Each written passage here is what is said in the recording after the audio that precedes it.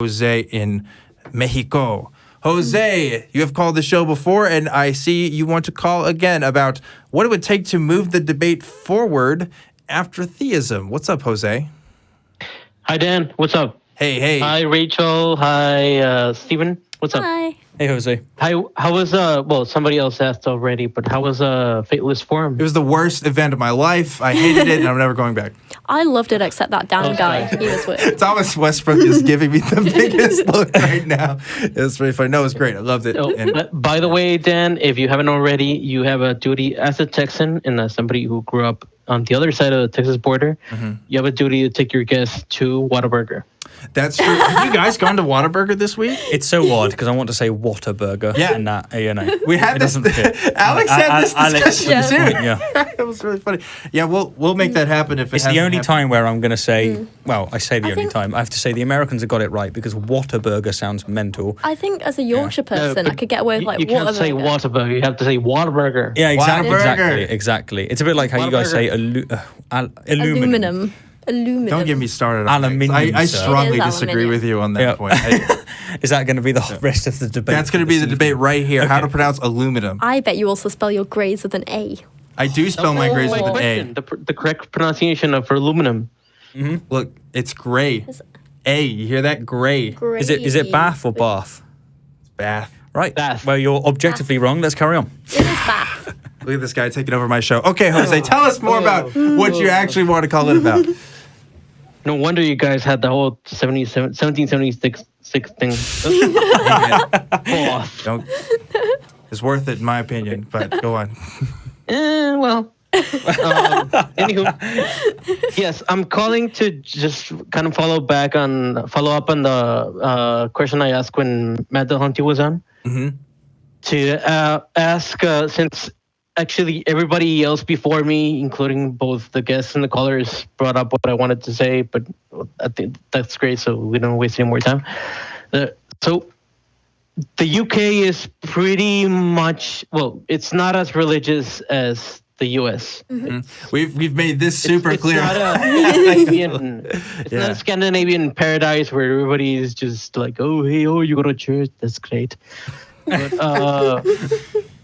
so what would it take for people, and I'm kind of asking so Latin America can cheat, and what would it take to move from where Latin America needs its own horsemen and write books about coming out to their parents, and what would it take to move to just aftercare of people who used to believe, no longer do, and they fear hell, and fighting for separation of state and church. So this started with the Greg Coco thing, and I watched the video with Doug this week. Yes.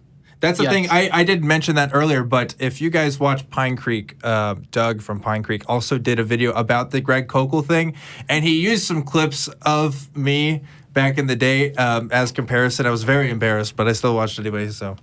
Yeah, I didn't want to say it because I don't know which names I should and shouldn't I say, because there are these 3 or 4 names criticizing the street epistemology, on and on and on and on. It's almost like they're afraid or something. Yeah. But what would it take to stop debating the resurrection and Catholicism was brought before? Mexico is 80-something% Catholic, but I don't know a single Catholic that says, oh yeah, the transubstantiation is what did the thing.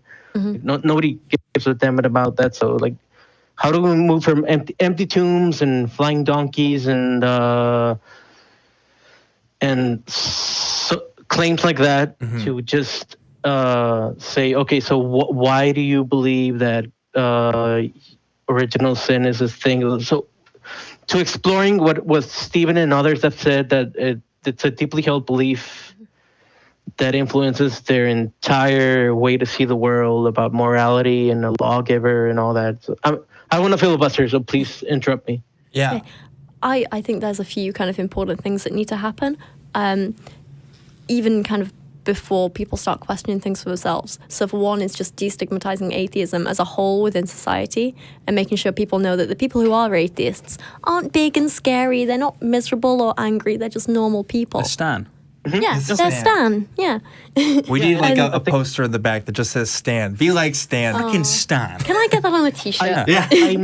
I missed most of the Stan call because I wasn't talking to the call screener. Oh, of course. He was a good guy. That's all you need to know. Just be a good guy. Yeah. Typical dude. Yeah. And the other thing I think... I'm gonna watch that segment again. Yeah. But what would it take to move us both as our respective countries and as a global society or human-freak society? Yeah. I think another big thing that's needed is, again, before individuals start necessarily like thinking for themselves and making their own choices, is communities like the ACA here in Austin do an amazing job of giving people who have left their they're whooping out there, and they do an amazing job of helping people who've left their faith or are like struggling or been like ostracized by their family, whatever. They give them a community and a safe place to come to. That's right. Normalizing places like that in Mexico and other countries, I think, is a fantastic first step. And just knowing that they're available. My answer is a really good segue from Rachel. So I'm going to go with that. Well, did Steven? But like I was going to say, the ACA is a wonderful thing. It's nothing special in the sense that none of the people here are like super mighty heroes with super strength and super intelligence. Some of us are kind of I don't know. smart, I've seen some of them. But like, it's made up of just normal people who just decided to get together and build a community and make something great out of it. And like the atheist experience and a lot of these call-in shows came as a result of just people trying to normalize this thing and finding community together. And Jose, I think it starts with you, dude. I think it starts with organizing, finding other people that are like you and like getting this stuff started. The ACA... It's cliche, but it's the whole be the change you want to see thing. This building is the result of a grassroots... It's for a reason, because it works. Yeah, this building is the result of a grassroots movement. It's the result of people just coming together to try to figure stuff out and see what works. And you know what? I'm happy I'm here. Yeah. It's great. I have a new family here, and I get to talk to wonderful people. And if the people in Mexico could experience that, I think you're gonna find that it'll grow. Yeah. I don't know about you guys, but I started my YouTube channel because I didn't see anyone else talking about the topics that I wanted to speak to who was a young woman in the UK. So I was like, you know what, if no one else is doing it, I'll do it. And if you don't think you're seeing any young people or just people in general in Mexico who are talking about these things, then you do it. I would also just add solid advice, and the community aspect is something I didn't even know I was missing until I got here, and it's wonderful.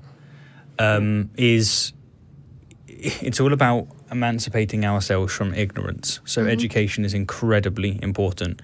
And if you can make it so that the schools teach children how to think, not what to think, you will see massive differences in a very small amount of time. That's a huge thing, yeah. It's a mixed bag here in Mexico because, like you said, it's not that easy. Well, it's not that easy. It's not that common to teach children how to think instead of what to think. But for example, in Mexico, evolution, not evolution. The creationism debate isn't a thing because like 40 years ago, somebody somewhere, wrote the textbook, so they mentioned evolution, and it's great because we don't have the whole. It's bad because we don't have that much involvement in local politics where people end up rising in their respective courses honorum towards bigger posts.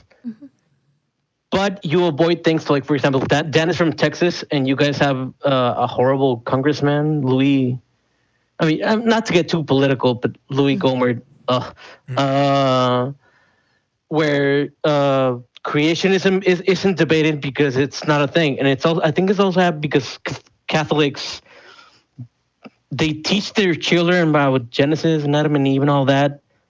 But as soon as they get to 4th grade, they know their children are going to learn about dinosaurs and evolution and all that. So it's not that big of a deal when you have people in school boards ripping each other's throats I think you have unique cultural challenges that can only truly be solved by someone who is a native of the area. You know, someone like me isn't going to have the expertise of the lay of the land like you. And, you know, I could visit there. I could talk to people there. I could do a whole tour there. And maybe that would help. But all the more reason for dialogue. I think. Yeah. I mean, like, if I could export anything, it's just take what we're doing here, copy our model, copy what these communities are like here, and try to do the same thing. And, I mean, like, things, it's like, if you were to tell me how the ACA has grown, even since I've been here, I'd be surprised. Like, I've only been here a few years, and I've seen more and more people coming in, and this organization has been around for at least 20 years, older than that.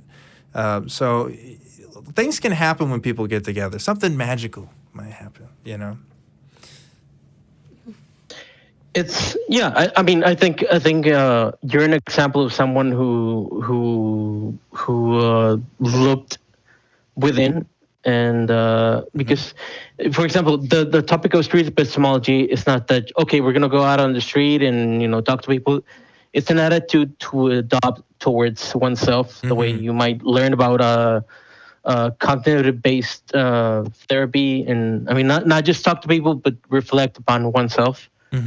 And it's the attitudes that we must adopt. It is an attitude. And like Rachel said, it's a cliche, but it's a cliche for a reason, to be the change that we want to see in the world. And I think the attitude is more important than importing certain facts about, like, oh, well, we have to know this is true and this is true. Like, I think the approach, the methodology that we kind of go about learning these things is really important. It's been there for quite a while, which is like asking questions, building a model and testing it out, and be ready to be very wrong, and be ready to admit that you're wrong, and be ready to find your way to what's right. Absolutely. I know I've been wrong at least once, so, you know, who knows if it happens again. But Jose, we got to get some other callers. Thank you so much for calling in.